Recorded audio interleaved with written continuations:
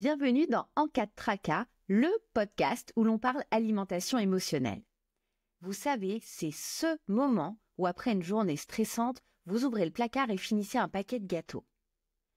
Alors pour mieux comprendre ce qui se passe, je vous propose d'explorer les liens complexes entre vos émotions, votre alimentation, votre corps et votre santé mentale. Dans ce podcast, vous découvrirez des récits touchants, des outils pratiques, des discussions enrichissantes pour vous aider à tisser une relation sereine avec la nourriture et avec vous-même. Votre alimentation est un langage. Apprenons à le décoder ensemble pour mieux vous comprendre.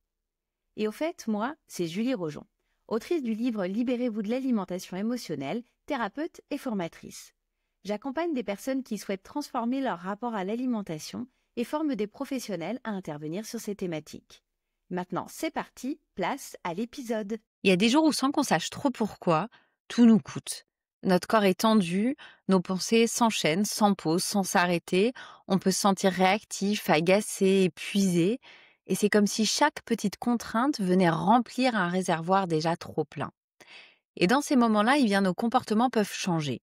On peut manger différemment, on a du mal à écouter nos besoins réels, on a du mal à y porter attention, on se sent moins stable, moins centré ou plus impulsif. Et ce que j'ai envie de vous proposer aujourd'hui, c'est un pas de côté. Et se poser la question, et si c'était pas uniquement une question d'émotion, une question de fatigue mentale, et si en amont, il y avait un déséquilibre discret, mais imposant, dans la physiologie même du corps. Alors dans cet épisode, on va parler d'un sujet qui me semble essentiel, souvent oublié, que j'ai déjà évoqué dans ce podcast, le magnésium. Ce minéral qui est au cœur de notre équilibre nerveux, de notre régulation émotionnelle et de notre manière de manger. Mais avant toute chose, je tiens à vous indiquer que non, malheureusement, ce n'est pas une solution à tout. Ce n'est pas une baguette magique. Le magnésium est une pièce du puzzle, une pierre parmi tant d'autres. Et dans beaucoup de cas, c'est une pierre qui est fondatrice. Alors, on y va. Parlons de ce fameux magnésium, ce minéral qui calme de l'intérieur. C'est un minéral qui est essentiel à la vie. C'est le 4e cation intracellulaire le plus abondant dans notre organisme humain et le magnésium joue un rôle fondamental dans plus de 300 réactions enzymatiques. Probablement que je vous parle chinois, vous inquiétez pas, je vais détailler avec des mots qui sont peut-être plus compréhensibles. Déjà, où est-ce qu'il est localisé dans notre corps ? 60% dans nos os, 20 à 25% dans nos muscles, 14 à 19% dans nos tissus mous, c'est-à-dire le foie, le cœur, le système nerveux, et moins de 1% dans notre plasma sanguin. Et ce dernier point, il me semble crucial, puisqu'on me demande souvent, est-ce que je peux doser le magnésium au niveau sanguin, avoir une biologie ? Le magnésium est très peu représentatif au niveau sanguin du statut réel, puisque le corps peut maintenir artificiellement des taux stables au détriment des réserves tissulaires qui ne sont pas accessibles avec des prises de sang. Par ailleurs, les prises de sang en termes de magnésium sont extrêmement rares. Moi, j'en ai très peu vues et quand elles sont prescrites, c'est parce qu'il y a des pathologies, des maladies particulières. On peut être donc en carence ou en déficit fonctionnel tout en ayant un taux normal à la prise de sang. Alors concrètement, comment est-ce que agit ce magnésium ? À quoi il sert ? Il sert à plein de choses, je l'ai dit, une cascade de plus de 300 réactions enzymatiques, c'est pas rien, et encore, ça c'est une estimation. Il se pourrait que demain on se dise qu'il y en a 1000, 2000, que sais-je. Là, j'ai vraiment envie de me concentrer sur des actions du magnésium qui peuvent expliquer que on se dirige ensuite vers l'alimentation. Premier élément, la production de l'ATP qui est l'énergie cellulaire. Donc l'ATP, c'est notre principale molécule d'énergie. Si on n'a pas assez de magnésium, cette ATP n'est biologiquement pas active, puisqu'elle est active uniquement sous forme de sel de magnésium. Sans magnésium, notre énergie cellulaire n'est pas utilisable. Donc ça peut expliquer de la fatigue chronique, un manque de vitalité, des difficultés à récupérer. Deuxième élément que je souhaite explorer avec vous, la régulation des canaux calciques. Le magnésium, il agit comme un régulateur de l'excitabilité cellulaire, c'est-à-dire qu'il va bloquer les canaux calciques, ce qui va éviter une hyperexcitation du système nerveux. Concrètement, qu'est-ce que ça veut dire? Ça va limiter nos sensations de nervosité, des réactions qui peuvent parfois paraître disproportionnées. Il se passe un petit truc, on explose et ça n'a aucun rapport avec la situation. Et la sensation aussi d'être à fleur de peau, ça va limiter tout ça. Troisième élément que j'ai envie de citer, la synthèse des neurotransmetteurs. Alors les neurotransmetteurs, j'en ai déjà parlé à plusieurs reprises dans ce podcast. Les neurotransmetteurs, ce sont nos messagers chimiques qui vont réguler notre humeur. Et le magnésium participe à leur production et à la régulation de nos neurotransmetteurs. On peut citer la sérotonine, qui est l'hormone de la stabilité de l'humeur, du lâcher-prise, la dopamine, qui est celle de la motivation, du plaisir, de l'entrain, le GABA, qui est un frein naturel du cerveau, qui est l'anxiolytique naturel du corps. Eh bien, si on manque de magnésium, on peut avoir une modulation des neurotransmetteurs qui ne va pas jouer en notre faveur, une dérégulation émotionnelle qui va nous conduire, vous l'aurez compris, à manger. Quatrième élément, la modulation de l'inflammation. Le magnésium va limiter la production de cytokines pro-inflammatoires, ce qui va réduire notre inflammation, l'inflammation du corps qu'on appelle l'inflammation de bas grade, qui est impliquée notamment dans les troubles anxieux et les troubles dépressifs. Donc en prenant du magnésium, on va réduire l'inflammation et du coup, on va réduire la possibilité de déclencher des troubles anxieux, troubles dépressifs. Bon, bien évidemment, là je vous dis ça et en même temps que je le dis, bien évidemment, prendre du magnésium ne nous met pas à l'abri de troubles anxieux, de troubles dépressifs. Si vous avez l'habitude de m'écouter dans ce podcast, vous savez que bien évidemment, la nuance est de mise. Cinquième élément dans lequel le magnésium est impliqué, la détox hépatique. Alors là, je fais un peu un grand écart puisque c'est pas directement lié à l'alimentation émotionnelle, mais j'avais envie d'en parler. Le magnésium intervient dans des phases de conjugaison hépatique qui sont essentielles à la neutralisation de xénobiotiques, d'hormones qu'on peut avoir en excès dans le corps et notamment des polluants environnementaux dont on parle beaucoup aujourd'hui. Donc si on manque de magnésium, le raccourci que je peux faire, c'est que notre foie peut peiner à faire son travail naturel. Sixième élément, régulation de la glycémie. Le magnésium va favoriser l'action de l'insuline. Alors, pour rappel, l'insuline, c'est pareil, j'en ai déjà parlé, c'est la clé qui va aller ouvrir les cellules pour y ranger le sucre, puisqu'on ne peut pas rester en vie avec un taux de sucre très élevé dans le sang. On en a besoin, c'est tout à fait normal, on a toujours dans le sang, mais à un taux qui est modéré. Et donc, le magnésium va favoriser l'action de l'insuline et va moduler la sensibilité des récepteurs à l'insuline. Donc, un déficit en magnésium va contribuer à l'insulinorésistance, aux fringales sucrées et aux troubles de la régulation glycémique. C'est vraiment biologique. Septième élément, la contraction musculaire et le système nerveux. Le magnésium intervient dans la relaxation musculaire après une contraction.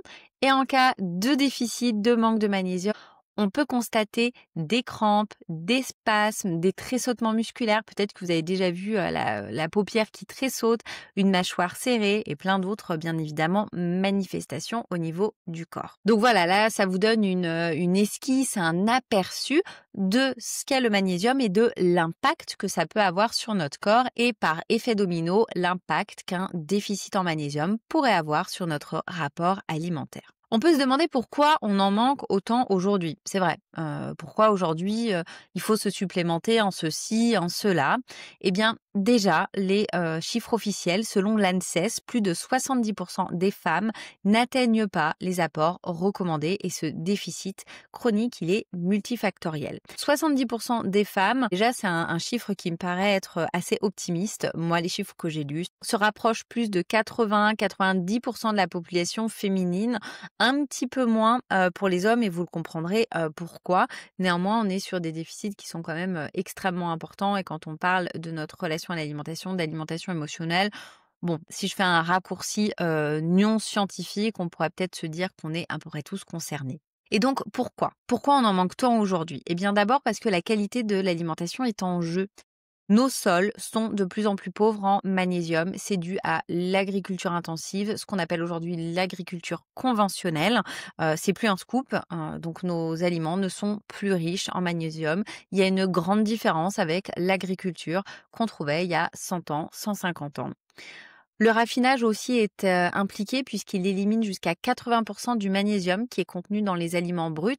On peut citer notamment les céréales. Quand on va manger des aliments qui sont ultra raffinés, qui sont blancs, de la farine, T55, des pâtes blanches, et bien évidemment on a le droit d'en manger, on va se priver du magnésium qui était présent à la base dans le céréal. On peut aussi évoquer l'ultra-transformation des aliments et la dénaturation de ces aliments qui va forcément réduire énormément leur présence et leur biodisponibilité. Donc quand on mange des aliments qui sont transformés, ultra transformés, et qu'on voit des allégations marketing qui me paraissent être mensongères en disant riche teneur en magnésium, etc. Eh bien, en général, voilà, on peut se poser la question, est-ce que c'est vrai? Regarder les milligrammes qui sont vraiment présents dans le paquet et se poser la question, est-ce que mon corps va être capable de l'assimiler? Est-ce que la biodisponibilité de ce magnésium est avérée? Je ne pense pas. Deuxième grand élément qui est, en plus de la qualité de l'alimentation à prendre en considération, eh bien, ce sont les pertes accrues. Notre corps va surutiliser du magnésium. C'est dû à nos modes de vie, au stress chronique qu'on vit de façon quotidienne. Ce stress chronique va augmenter l'élimination urinaire du magnésium. Si je fais un énorme raccourci, on peut visualiser qu'à chaque fois qu'on rencontre un stress de petite ou de grande intensité, le magnésium va sortir de nos cellules nerveuses pour venir tamponner notre stress, pour venir nous permettre de le traverser. Et une fois que le magnésium est sorti, eh bien, il est envoyé vers les portes de sortie du corps, l'élimination urinaire ou la transpiration. La prise de médicaments qu'on voit couramment peut aussi diminuer l'absorption, voire complètement inhiber l'absorption du magnésium. Les diurétiques, les IPP, la pilule contraceptive, les antibiotiques, les inhibiteurs calciques. Alors, bien évidemment, leurs prises, elles peuvent être obligatoires dans le cas de certaines pathologies. C'est pas un élément qui a à remettre en compte. Néanmoins, on peut le prendre en considération si a priori on manque de magnésium. Comment est-ce que je fais pour moduler mes prises de magnésium en plus de ces médicaments s'ils sont nécessaires? Tout ce qu'on va mettre aussi dans nos tasses, nos verres, nos assiettes peut freiner ou perturber l'absorption du magnésium. Je vais citer l'alcool, le café, le thé noir, les sodas, l'excès de sucre. Ça peut vraiment perturber l'assimilation de notre fameux magnésium. Là où on peut faire aussi la différence entre les hommes et les femmes, c'est des moments de vie où les besoins vont être accrus. La grossesse, le postpartum, l'allaitement. Des périodes de vie, l'adolescence, la ménopause. Pour les femmes, des règles qui vont être douloureuses, des syndromes prémenstruels qui vont être aigus. Ça peut être une activité physique, sportive qui va être intense, des maladies chroniques, toutes les maladies de civilisation qu'on connaît aujourd'hui, une fatigue nerveuse qui va être prolongée. Voilà, ce sont autant d'éléments qui peuvent accroître nos besoins de magnésium. Et les recommandations moyennes qu'on peut voir sur les compléments alimentaires qu'on peut se fournir, qu'on peut acheter dans le commerce, bien sont en réalité trompeuses. Alors je sais pas si trompeuse est bien choisi comme mot parce que il faut bien donner des recommandations moyennes, mais elles sont pas forcément adaptées à ce que nous vivons, ce que nous traversons et à notre corps. Les besoins réels, ils se situent entre 6 et 10 mg par kilo de poids par jour. Donc, si je fais 60 kilos, eh bien, en fonction de mes besoins, de mon mode de vie, de ce que je suis en train de traverser, mes besoins journaliers, ils oscillent entre 360 et 600 mg de magnésium. Si je fais 90 kilos, ces besoins, ils vont osciller, varier entre 540 à 900 mg de magnésium par jour. Donc, vous voyez qu'il y a une grande différence entre notre poids et puis ce que nous pouvons traverser. Donc, les recommandations de magnésium sont à moduler en fonction de qui nous sommes et de la période de vie que nous traversons. À savoir que la majorité des compléments du commerce sont dosés autour de 300 mg, ce qui est insuffisant dans bien des cas. Donc, je vous invite à vous pencher sur la question et à faire un calcul de tête pour voir où est-ce que potentiellement vous pourriez vous situer. Sachant que, je ne l'avais pas marqué dans mon épisode, mais je vous le dis ici, A priori, il y a très peu de contre-indications à la prise de magnésium. La contre-indication majeure pourrait être un problème rénal. Si vous avez le moindre doute, surtout rapprochez-vous de professionnels de santé agréés qui vont être à même à vous conseiller pour une prise de magnésium. Et on reviendra tout à l'heure, j'y reviendrai sur les magnésiums qui sont les plus adaptés, comment échelonner sa prise, etc. Ce qu'on peut dire, c'est que, vous l'aurez compris, le cercle vicieux du déficit du magnésium peut aller très vite. Le stress nous vide de nos réserves en magnésium et le déficit en magnésium nous rend plus vulnérables au stress. Et c'est un cercle vicieux, hein, c'est le serpent qui se mord la queue et ça se traduit souvent par des manifestations comme une fatigue qui est non récupérée, une agitation mentale, des troubles du sommeil, des tensions musculaires, une hypersensibilité sensorielle, des comportements alimentaires d'autorégulation, ce dont on parle dans ce podcast, qui vont se diriger vers des aliments sucrés et gras notamment. Alors, ce magnésium, eh bien, où est-ce qu'on peut le trouver, notamment dans l'assiette? Parce que moi, souvent, ce qu'on me dit, c'est, bah oui, ok, supplémentation, mais finalement, comment on faisait il y a 100 ans? Bah, il y a 100 ans, on n'était pas face à la même situation, on n'avait pas les mêmes modes de vie, on n'avait pas la même chose dans l'assiette, mais quand même, aujourd'hui, on peut moduler sa prise de magnésium en mettant des aliments riches en magnésium dans son assiette. Alors, quelques exemples concrets. Le sarrasin, pour 60 grammes, on a 139 mg de magnésium, ce qui est somme toute important. Les flocons d'avoine, en plus ça c'est hyper simple d'en consommer. Pour 60 grammes, on a 74 mg de magnésium. Les amandes, pour 30 grammes, on a 80 mg de magnésium. Alors vous allez voir que là je vais pas mal évoquer notamment les oléagineux. Non, remarquez, je suis en train de regarder ma liste, j'ai mis que les amandes, mais tous les oléagineux sont riches en magnésium à des teneurs différentes. Mais je ne sais pas si vous avez suivi les dernières actualités sur les oléagineux, mais voilà, encore une fois, là, je veux pas en parler ici, mais voilà, 2 poids, 2 mesures. Il s'agit pas de se ruer sur tel ou tel aliment, mais de mettre tout ce qu'il faut dans son alimentation avec parcimonie. On peut citer également le cacao pur. Pour 15 grammes, on a 75 mg de magnésium, donc super intéressant, mais qui aime manger du cacao pur?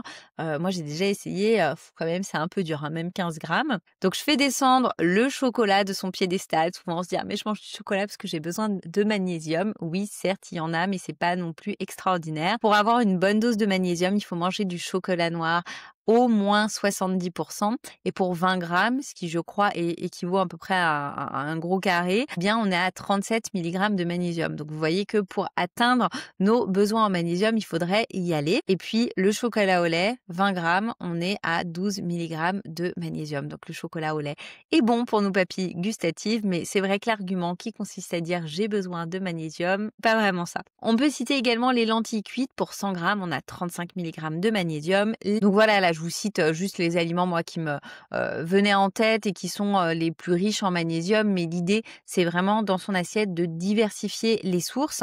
Et puis là, c'est vrai que d'ailleurs, ce que j'ai cité, c'est pas l'alimentation de tout le monde. C'est pas le réflexe de nos populations, de notre alimentation occidentalisée d'aller manger du sarrasin, des flocons d'avoine, des oléagineux et puis des légumineuses. Donc là, l'idée, c'est vraiment, encore une fois, de diversifier les sources, de garder ces sources en tête, de privilégier une qualité biologique pour avoir une bonne teneur en magnésium, de se diriger vers des produits qui sont bruts, avec des cuissons qui sont douces et qui ne vont pas dénaturer l'aliment.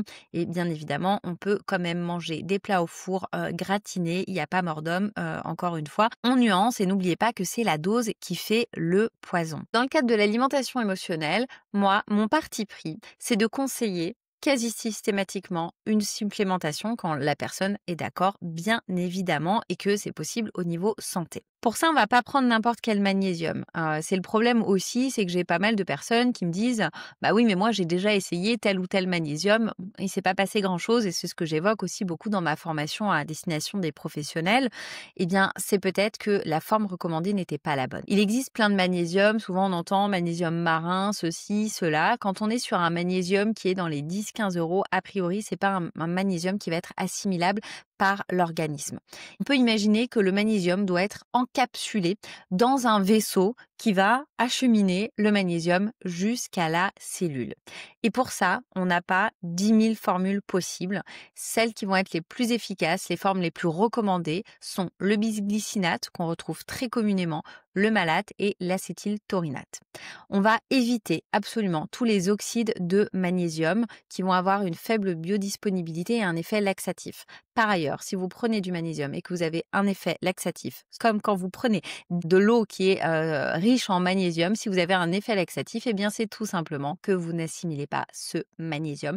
Il part vers les voies de sortie. Donc on va chercher une forme recommandée de préférence. Ça se trouve en pharmacie, parapharmacie. Vous regardez au dos des boîtes, la forme de magnésium est indiquée. Faites-vous conseiller par pharmacien, par les conseillers que vous pouvez trouver en pharmacie. Faites-vous conseiller par des professionnels de santé, des personnes avec qui vous êtes en contact et qui ont ces connaissances. Alors, j'ai pas envie de faire ici de la publicité pour certains laboratoires. Voilà, c'est pas ma place. Néanmoins, si vous êtes perdu et que vous avez besoin d'avoir une bonne référence de magnésium, n'hésitez pas à m'envoyer un message privé par mail, par les réseaux sociaux. Je serais ravie de pouvoir vous donner des indications puisque c'est dans votre intérêt de prendre un magnésium qui va être assimilé par votre corps et où vous allez pouvoir ressentir tous les bienfaits. Ce magnésium, on le prend avec une posologie qui est adaptée. Donc, vous l'aurez compris, c'est à vous de calculer, d'estimer en fonction de ce que vous vivez, de vos besoins, votre poids, 6 à 10 mg par kilo par jour. Ce magnésium, on va essayer de le fractionner le plus possible pour avoir une meilleure tolérance et une meilleure assimilation. Est-ce que c'est 2, 3, 4, 5 prises par jour en fonction de ce que vous allez prendre? Vraiment, n'hésitez pas, dans la mesure du possible, à fractionner le plus possible vos prises. Si vous pouvez vous diriger aussi vers, non pas vers des comprimés, peut-être parfois vers des gélules qu'on peut ouvrir et qu'on peut mettre dans l'eau, qu'on peut mettre dans peut-être une compote ou autre chose pour pouvoir, ça va encore augmenter l'assimilation et la tolérance du magnésium. Aussi, vous pouvez regarder sur les boîtes des synergies qui vont être utiles. Souvent, le magnésium, il va être couplé à de la B6, à de la taurine. Alors, la taurine ne va pas exciter. Souvent, on fait l'amalgame avec une boisson assez connue. Donc, B6 et taurine favorisent l'assimilation du magnésium. On peut aussi citer la vitamine D qui, elle, n'est pas présente directement dans les complexes, mais la vitamine D va potentialiser l'assimilation du magnésium. Donc voilà, vous avez toutes les clés en main pour peut-être commencer une supplémentation en plus d'un apport dans l'assiette qui va être satisfaisant. Et pourquoi je vous parle de tout ça? Eh bien parce que moi, je constate que le magnésium est un levier qui est souvent négligé et fondamental. L'alimentation émotionnelle, je le dis et je le redis, est multifactorielle. Et pour beaucoup de personnes, les stratégies de régulation peuvent échouer ou en tout cas sont un petit peu bancales ou sont plus difficiles à aborder parce que le terrain physiologique reste fragile. Et c'est là que le magnésium devient une clé. Le magnésium ne règle pas tout, malheureusement, j'aimerais bien qu'il existe une pilule magique, mais le magnésium stabilise, abaisse l'intensité des pics émotionnels, il facilite les prises de recul et il va également améliorer la qualité du sommeil et la récupération. Et tous ces éléments vont forcément avoir un impact bénéfique sur nos prises alimentaires et sur l'alimentation émotionnelle. Si vous vous êtes reconnu dans tout ce que j'explicite depuis tout à l'heure, vous pouvez peut-être vous dire que votre corps vous envoie un signal, un message que votre organisme vous envoie pour vous dire que ses ressources sont trop basses. Et dans ce paysage complexe de l'alimentation émotionnelle, le magnésium n'est qu'une pièce, mais une pièce centrale, je le disais tout à l'heure, celle qui permet de restaurer un socle de stabilité intérieure, d'apaisement, de résistance face au stress. Alors, pas pour faire disparaître les émotions, ça c'est impossible et c'est pas souhaitable, mais pour pouvoir les accueillir avec plus de sérénité, pour ne pas avoir ce réflexe de les balayer parce que c'est trop dur, c'est trop intense. Et revenir à ce type de soutien, qui est somme toute très rationnel, ce n'est pas fuir la dimension émotionnelle ou psychologique. Bien au contraire, c'est lui faire de la place dans un corps qui n'est plus à bout. Alors moi, ce que je vous souhaite, c'est de prendre soin de votre terrain, d'observer ce que votre corps vous dit. Et n'oubliez pas, avant de parler de volonté, parlons d'équilibre. Je vous dis à très vite dans En cas de tracas et je vous remercie sincèrement pour votre écoute. Je remarque que l'audience grimpe de jour en jour. N'hésitez pas à partager ce podcast et je vous laisse avec un message. Et ne partez pas tout de suite. J'ai quelque chose d'important à vous demander. Si cet épisode vous a plu, notez-le ou suivez-le sur votre plateforme d'écoute. C'est rapide, c'est simple et moi, ça va m'aider à continuer de créer du contenu qui vous parle. Et n'oubliez pas de le partager à vos proches ou sur les réseaux sociaux pour le faire vivre. Merci d'avance pour votre contribution et à très vite dans En cas de tracas.